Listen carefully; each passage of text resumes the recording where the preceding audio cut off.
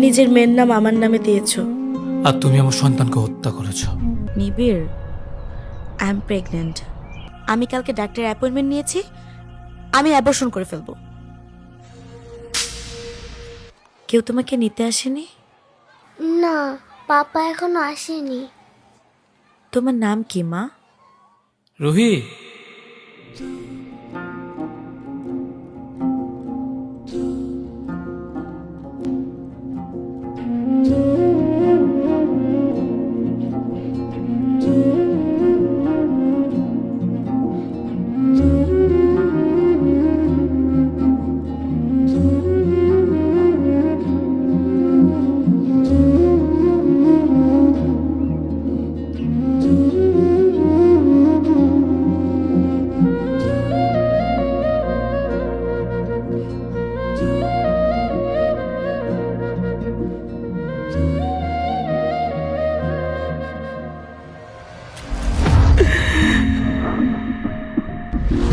এই হারামজাদি, এই এই কি? আচ্ছা বাবা, তুমি কি রুহি আন্টিকে এখনো মনে করো? তোর মতো বোকাদের সাথে আমি রেখে আছি, অন্য কেউ হলে জীবনে থাকতো না। তাই বলে তুমি আমাকে এভাবে ইগনোর করতেছো কেন? আমার দোষটা কি? আরে ভাই, ভালোবাসা এত সোজা না রে। যখন অভাবে পড়বো না, ভালোবাসা লাথি মেরা ফালা থেকে চলে যাবে। মা, তুমি না আজকে আমার থেকে এক্সট্রা 10 মিনিট চেয়েছিলে খেলার জন্যে? যাও তুমি খেলো। Thank you papa, I love you too much.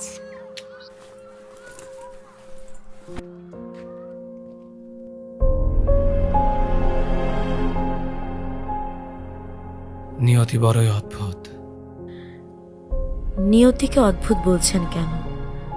নিয়তির কাজই তো হচ্ছে অদ্ভুত ঘটনা ঘটানো। কিন্তু কোনো নিরামিষ মানুষকে এত বছর পর চোখের সামনে সহ্য করাটাও এক প্রকার ধৈর্যের পরীক্ষা। মাফ করতে পারেননি আমাকে? চোখ বন্ধ করো। কেন? আহা, করো না, খালি প্রশ্ন করে। আচ্ছা ঠিক আছে, নাও।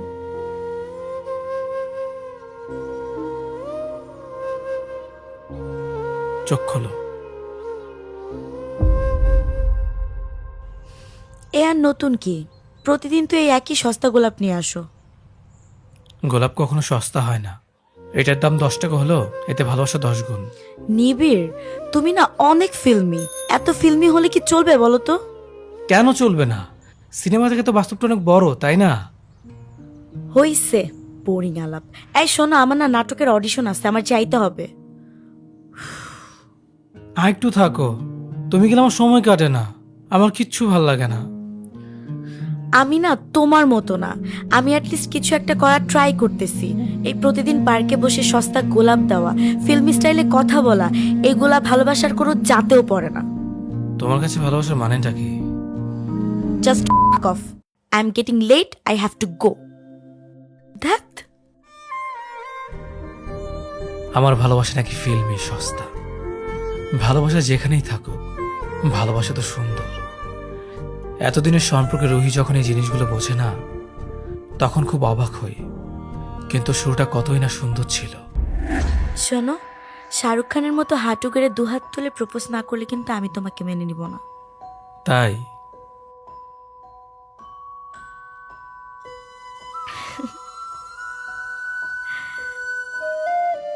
প্রতিদিন যদি একটা করে গোলাপ না দাও, তাহলে কিন্তু তোমাকে আমি পানিশমেন্ট দিব। যে হুকুম মহারানী।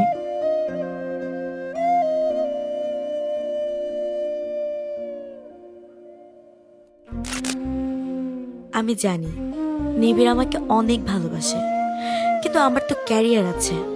নিবিড়ের এই ব্যাপারগুলো আমার কাছে এখন টক্সিক লাগে, তাই এখন আর সহ্য করতে পারি না।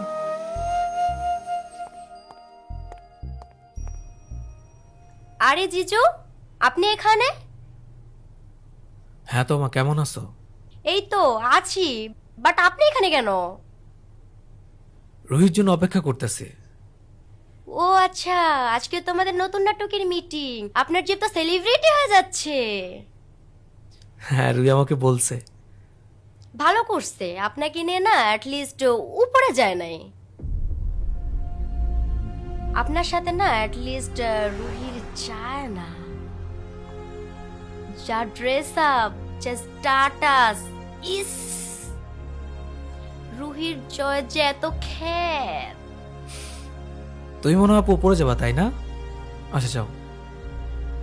হ্যাঁ যাচ্ছি, বাট মনে রাখেন আপনার সাথে না রুহির অ্যাটলিস্ট যায় না।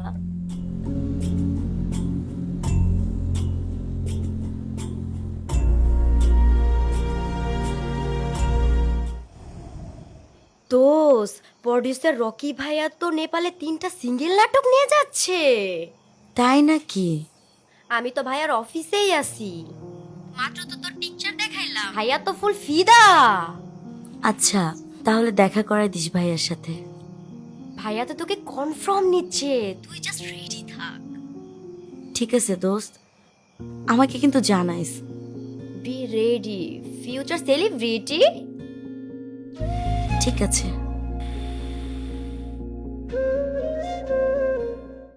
আগে একটা সময় ছিল রুহি, তুমি আমার সাথে কথা না বলে একটা দিনও থাকতে পারতা না। এখন তোমার কি হয়েছে?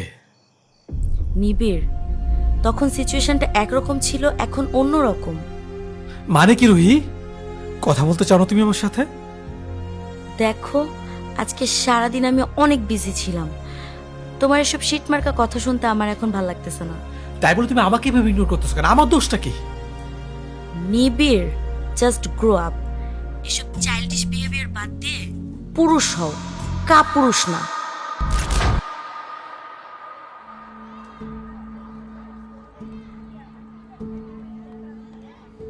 টক্সিক ব্যাপারগুলো যে মায়া ছিল, সেটা এখন বুঝতে পারি। বুঝতে পারলেই কি, তুমি তো আমাকে প্রতি মুহূর্তে খুন করেছো।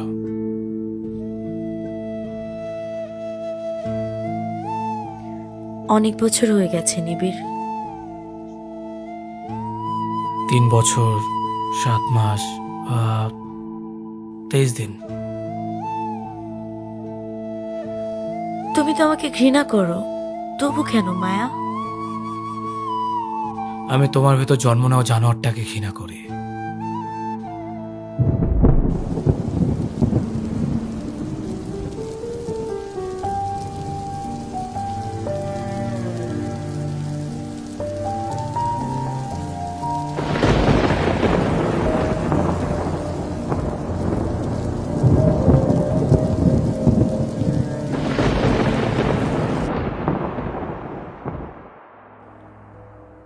তুমি একটা খুনি, যে খুনের বিচারে দুনিয়া তো হবে না। আমি নিজেকে কখনো মাফ করতে পারবো না। তুমি নিজেকে মাফ করবা কিভাবে? রিভেঞ্জ অফ দ্য নেচার তোমাকে শেষ করে দেবে। নিবিড়, আই এম প্রেগনেন্ট। কি বলতেছ তুমি? সিরিয়াসলি? আমি বাবা হব? আমাদের স্বপ্ন পূরণ হবে? কি হলো, কিছু বলো। দেখো নিবিড়, এটা জাস্ট একটা অ্যাক্সিডেন্ট। তাছাড়া সেদিন তুমি আমরা কেউই সেন্সে ছিলাম না, তাই এটা হয়েছে। আর আমি এখন মা হতে পারবো না। I have a career. এ কি বলতেছ তুমি? এটা আমাদের ভালোবাসা। আর কি করতে চাও তুমি? হ্যাঁ, আর কিছুদিন পর তো আমরা এমনি বিয়ে করতেছি। যেটাই হোক, আমি পারবো না। আমি কালকে ডাক্তারের অ্যাপয়েন্টমেন্ট নিয়েছি, আমি অ্যাবর্শন করে ফেলবো।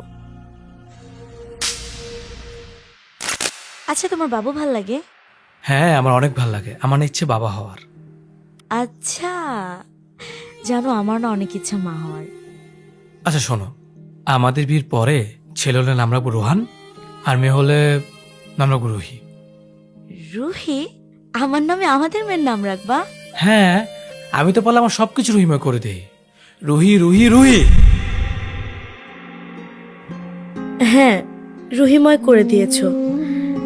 নিজের মেয়ের নাম আমার নামে দিয়েছো। আর তুমি আমার সন্তানকে হত্যা করেছ। তোর এত বড় সাহস, তুই অ্যাবর্শন করবি? আমার রক্তকে মেরে ফেলবি? হ্যাঁ, আমি করব। আর তোর মতো ছেলে সাহস হয় কিভাবে আমাকে থাপ্পড় মারার? চলস তো আমার টাকায়, আমার যা খুশি আমি তাই করব। তোর কি? রুহি প্লিজ, তুমি এটা করো না। চলো আমরা বিয়ে করে ফেলি, সব ঝামেলা শেষ হয়ে যাবে। তুমি যা বলবো আমি তাই করবো। প্লিজ আমাদের বাচ্চাকে নষ্ট করো না। তোর মতো বক্তৃতার সাথে আমি দেখে আছি, অন্য কেউ হলে জীবনে থাকতো না। রুহি প্লিজ, রুহি আমাদের বাচ্চাকে নষ্ট করো না। রুহি, রুহি প্লিজ, রুহি, রুহি। গিরিগিটির মতো একটা মানুষের পরিবর্তন কিছুতেই মেনে নিতে পারছিলাম না। ইচ্ছে করছিল নিজেকে মেরে ফেলে। রুহি আমার রক্তকে মেরে ফেলতে যাচ্ছে, আমি বাধা দিয়েও পারলাম না। আমার কাছে আমার ক্যারিয়ার আগে।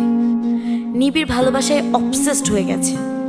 আর যাই হোক, অবসেসড সাইকো কারো কথা শুনে আমি আমার লাইফ নষ্ট করতে পারবো না। একটা মানুষ কতটা জানোয়ার হলে নিজের সন্তান কিভাবে মেরে ফেলতে পারে। হ্যাঁ, আমি তো খুনি। থাক, আমার কথা বাদ দাও। রুহির আম্মুর কথা বলো। আই মিন তোমার ওয়াইফ। আমার কাছে সে পৃথিবীর শ্রেষ্ঠ নারী। অনেক বেশি ভালোবাসে তোমাকে, তাই না? যে মানুষ তার নিজের ভালোবাসার মানুষের জন্য নিজেকে কোরবান করতে পারে, তার ভালোবাসা পরিমাপ করার যোগ্যতা আমার নেই। কোরবান?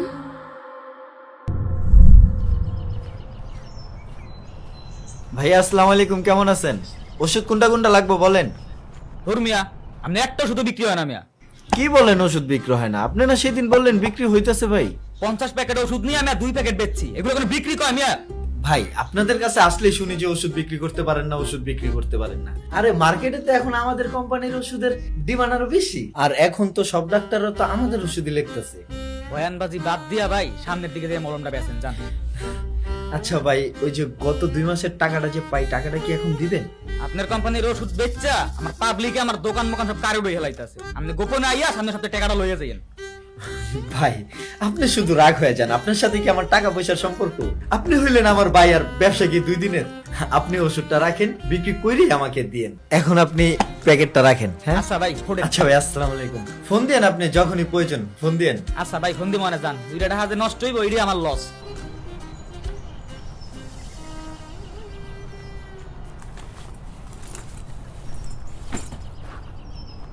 শালার জীবন ভাল লাগে না এই মার্কেটিং এর বালের চাকরি। চাকরিটা তো নিজে হাতে নিলি, এখন নিজে কথা বলতেছস। হ, আমি তো তাও কিছু একটা করতাছি, তুই তো শালা দেবদাসে রাস্তা রাস্তায় ঘুরতাছিস। আমি যদি মুভির ডিরেক্টর হইতাম না, সর্বপ্রথম তোরে নিয়ে একটা মুভি বানাইতাম। MBA পাশ করার পর চেষ্টা তো কম করি নাই। মামা চাচা ভাড়া করলে চাকরিটা ঠিকই পাইতাম। আমি ভাই আলহামদুলিল্লাহ খুব ভালো আছি।